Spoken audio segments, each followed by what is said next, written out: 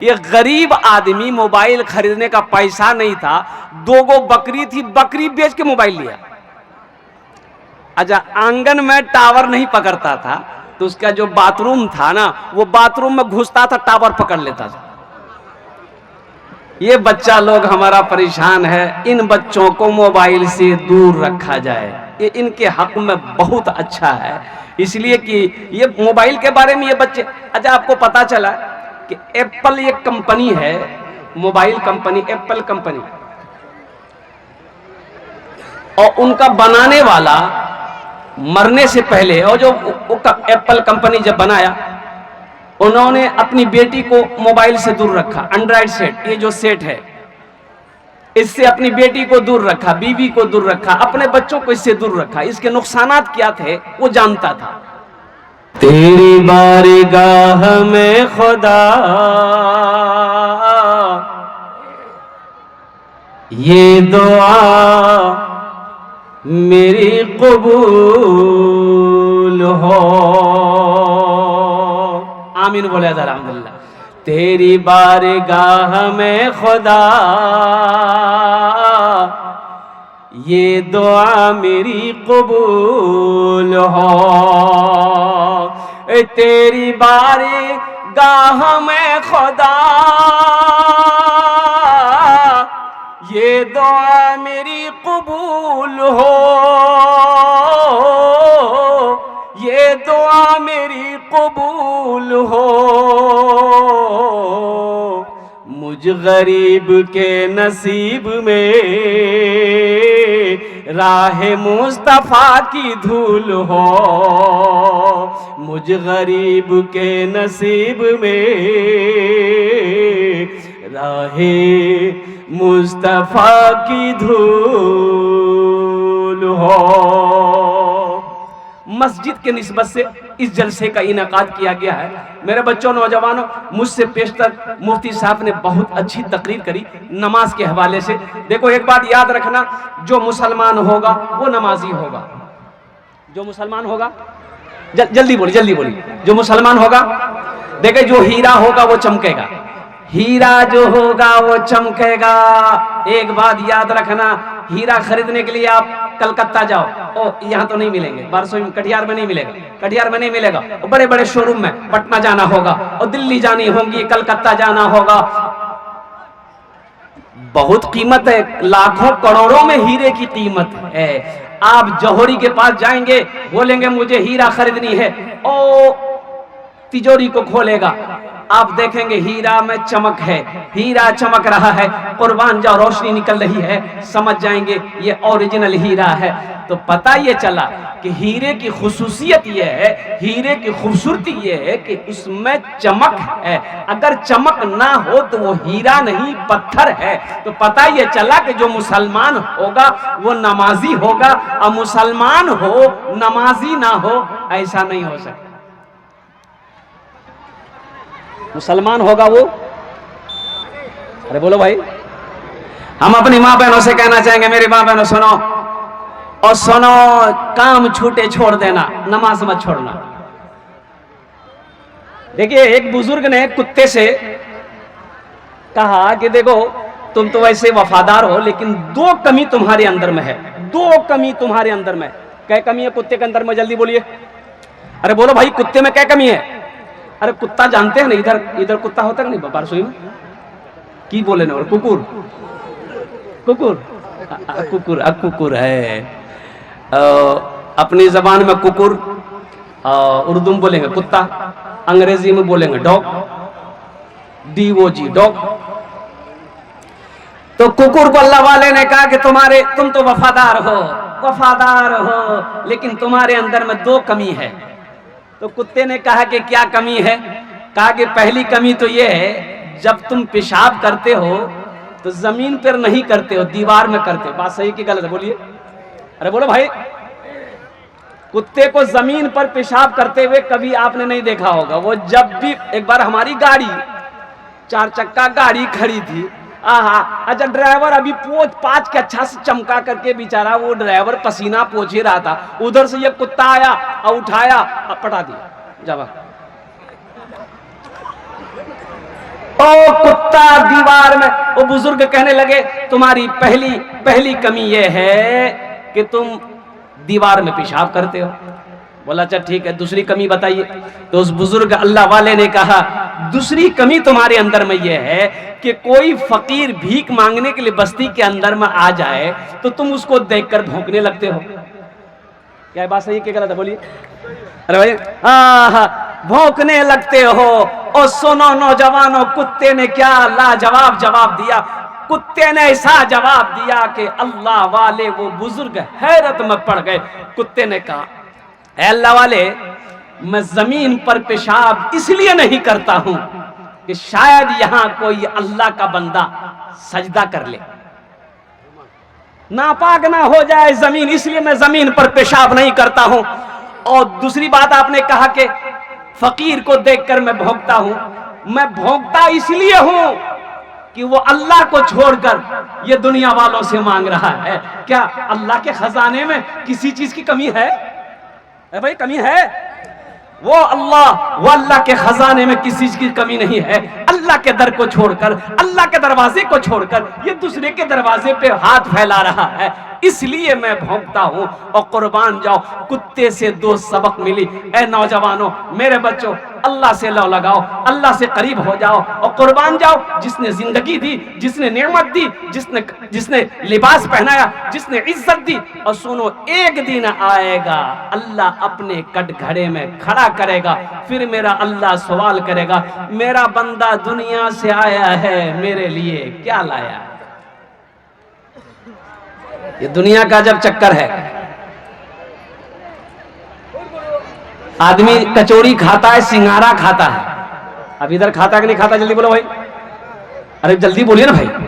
ये तेल वाली चीजें हैं, तेल वाली है ना, ये समोसा, ये कचौड़ी, ये पकौड़ी, ये अंडा चौक, ये सब तेल के बने हुए हैं। ये पेट को फायदा पहुंचा कि नुकसान पहुंचाता है? जल्दी बोलो भाई, जल्दी बोलिए। ये नुकसान, फायदा कम है, पेट भर जाएगा, लेकिन नुकसान है। तली हुई चीजें ज्यादा खाएंगे आप, ये नुकसान है। और कुर्बान जाओ, आदमी बीमार पड़ जाता है, हॉस्पिटल में भर्ती हो जाता है। अच्छा, देखने वाले जाते हैं, मोर मामू बीमार है गई है, तो हॉस्पिटल जाता है, 1 किलो सेब ले लिया, 1 किलो अनार ले लिया, 1 किलो अंगूर ले लिया, सब सामान लेके हॉस्पिटल गया। कहा खिलावो? बोलो मोर मामूर पेट उधर हो, वहां के खिलाओ। आप गए, फल दे दिए। अब वो सिंघारा, समोसा, कचौड़ी खा करके वो हॉस्पिटल में भर्ती हुआ है। आदमी देखने गया, सेब ले गया, अंगूर ले गया, अनार ले गया। अब वो बिस्तर में बैठ के अंगूर अनार खा रहा है। अब जो देखने गया वो हॉस्पिटल के बाहर निकला, देखा समोसा का दुकान है, वहीं बैठ के वो समोसा सिंघारा खा रहा है। फिर ये बीमार होगा, वो भर्ती होगा। ये दुनिया के चक्कर हैं मेरे बच्चों, नौजवानों। दुनिया जैसी गुजर रही है, ये गुजर जाएगी, इसलिए वहां की तैयारी करो जहां हमेशा हमेशा रहना है। ये दुनिया चंद रोजा है, एक दिन ये आंखें बंद हो जाएगी। अल्लाह के सामने हाजिर होना है, अपने अमाल का हिसाब देना है। इसलिए आखिरत की सबसे बेहतरीन जो तैयारी है वो है नमाज। क्या है? जल्दी बोलिए। अरे बोलो भाई, वो आखिरत की सबसे बेहतरीन तैयारी क्या है?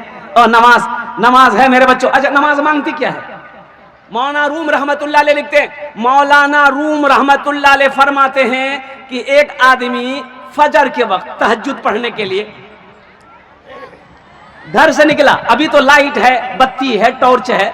पहले जमाने में सिर्फ चराग होते थे, चराग, लाइट बत्ती सबका, टेक्नोलॉजी का जमाना नहीं था। ये नमाजी घर से निकला नमाज पढ़ने के लिए, मस्जिद दूर है, और जैसे ही कुछ दूर गया, ठोकर लगी, गिर गया तो कपड़े खराब हो गए।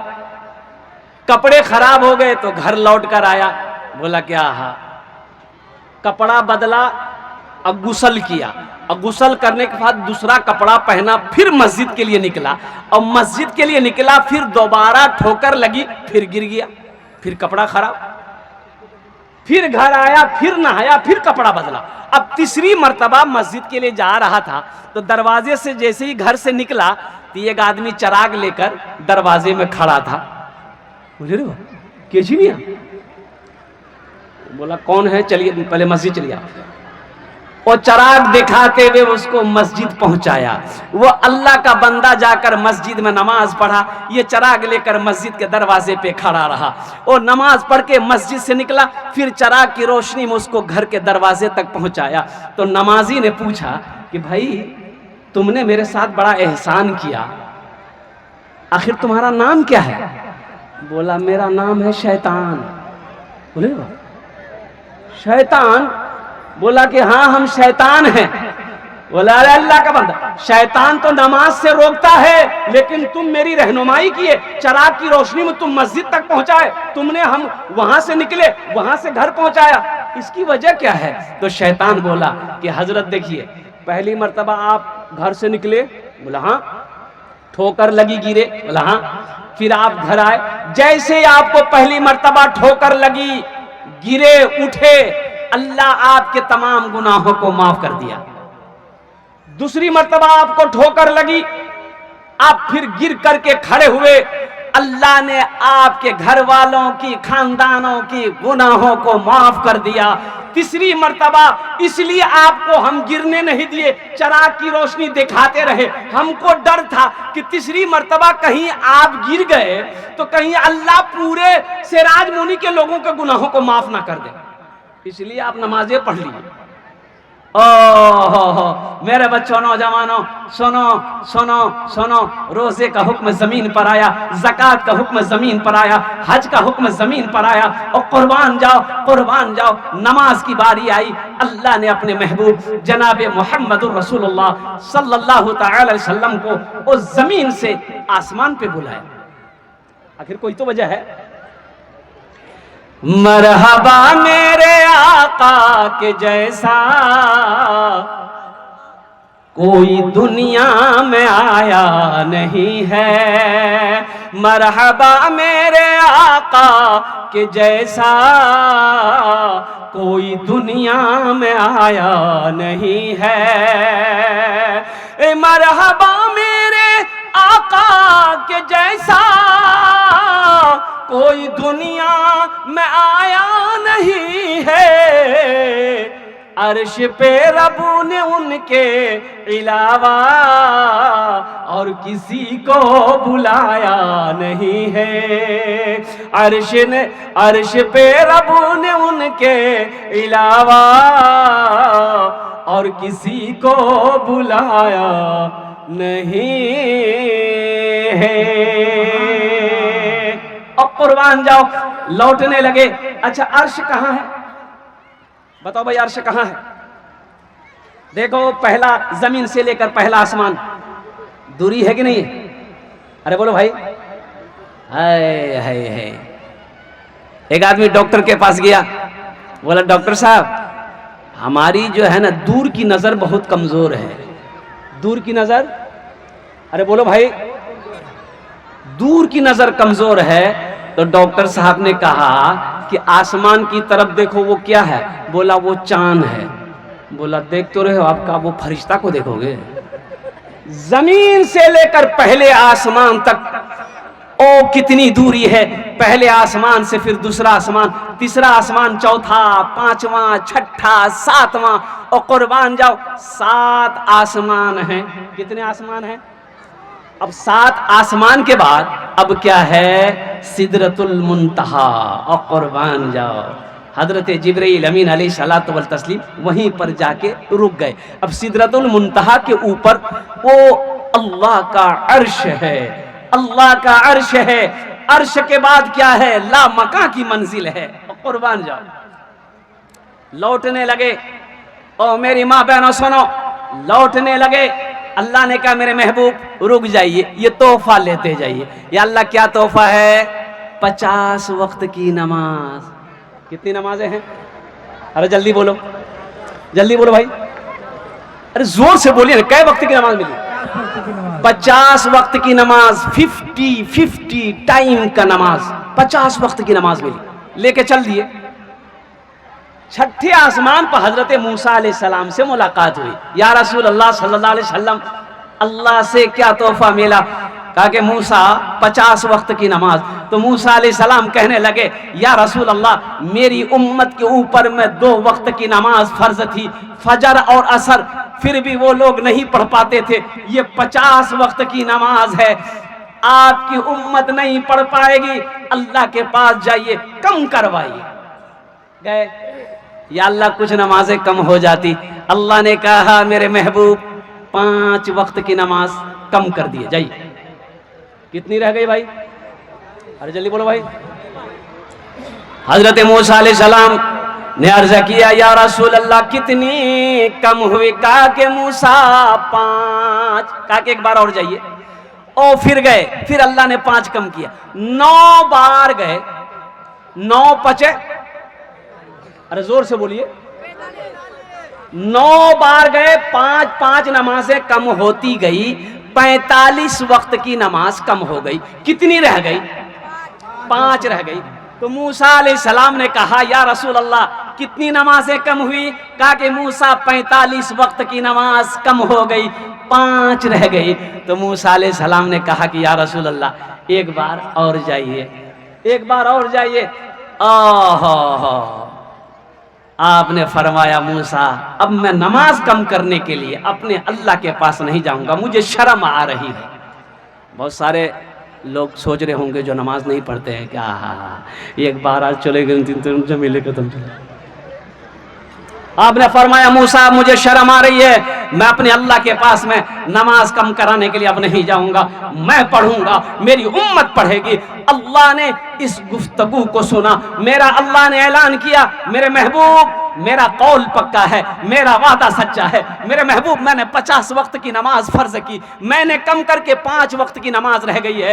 ए मेरे हबीब, मेरे महबूब, जो भी आपकी उम्मत, जो भी मेरा बंदा, जो भी मेरी बंदी 5 वक्त की नमाज पढ़े, मैं उसे 50 वक्त नमाज पढ़ने का सवाब अता करूंगा। 5 पढ़ो, कितने वक्त के सवाब मिलेगा? जोर से बोलिए, 5 पढ़िए, कै वक्त की नमाज पर सवाब मिलेगा?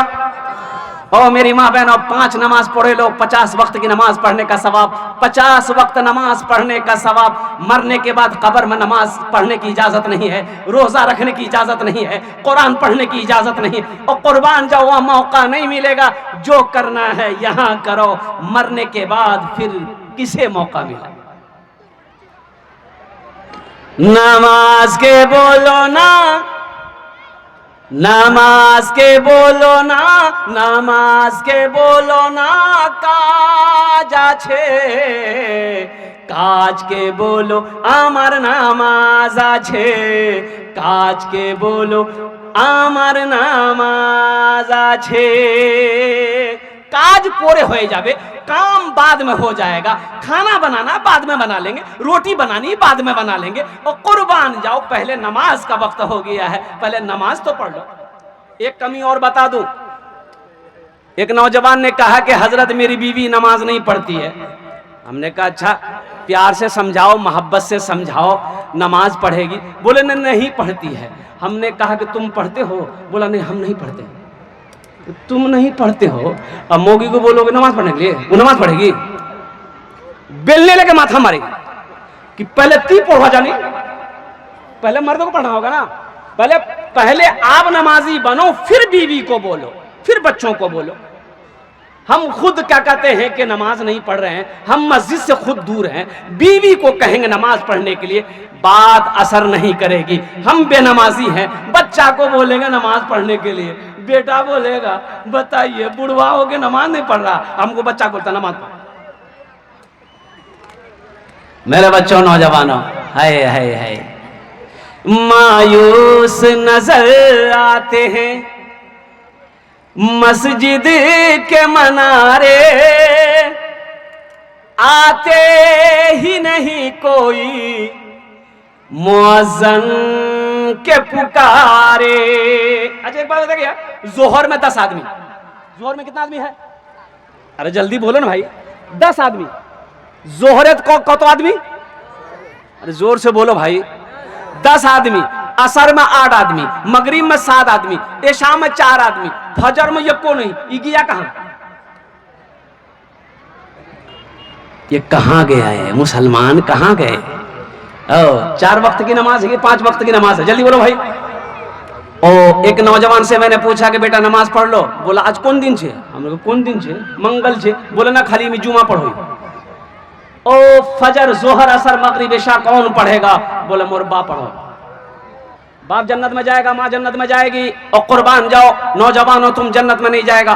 हो ये अफसोस का मकाम है। सुनो, अल्लाह के घर को आबाद करो, अल्लाह तेरे घर को आबाद करेगा। जहां नमाजी होगा वहां अल्लाह की रहमत उतरेगी, जहां नमाजी होगा वहां बरकत होगी। एक बात याद रखो मेरी माँ बहनों, जब नमाज अजान, जब कान में अजान की आवाज टकराए, काम छोड़ देना, वजू बनाकर मसल्ला लेकर बिछा कर बैठ जाना, सुनो अल्लाह के याद में लग जाना। इंशाअल्लाह देखना अल्लाह यहां भी इज्जत देगा, अल्लाह वहां भी इज्जत देगा। मायूस नजर आते हैं मस्जिद के मनारे, आते ही नहीं कोई मुअज्जन के पुकारे, आते ही नहीं कोई मुअज्जन के पुकारे। मिंबर भी तो खामोश है, मेहराब है सुनसान, हम कैसे मुसलमान हैं, हम कैसे मुसलमान, हम कैसे मुसलमान हैं, हम कैसे मुसलमान। नाम अब्दुल गफ्फार है, खड़ा होकर पेशाब करता है, अब बोलता हम जन्नत में जाएंगे। जन्नत में जाएगा? अरे बोलो भाई, नाम अब्दुल गफ्फार है, खड़ा होकर पेशाब करता है, ये को टाइम का नमाज नहीं पढ़ता, अब बोलता मैं जन्नत हो जाऊंगा। जाती जन्नत जा। और मुसलमानों नौजवानों, सिर्फ जुमे की नमाज नहीं, 5 वक्त की नमाज अदा करनी है। इंशाअल्लाह कितने लोग तैयार हैं?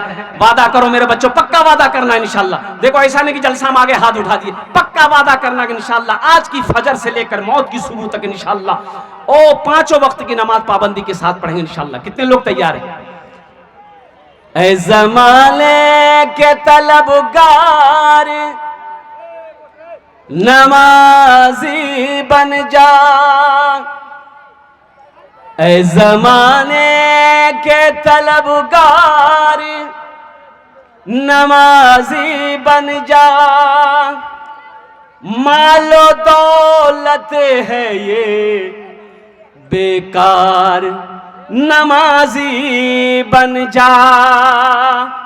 मस्जिदे बाबरी हर लम्हा सदा देती है, अब ना टूटे कोई मीनार, नमाजी बन जा। अब ना टूटे कोई मीनार, नमाजी बन जा।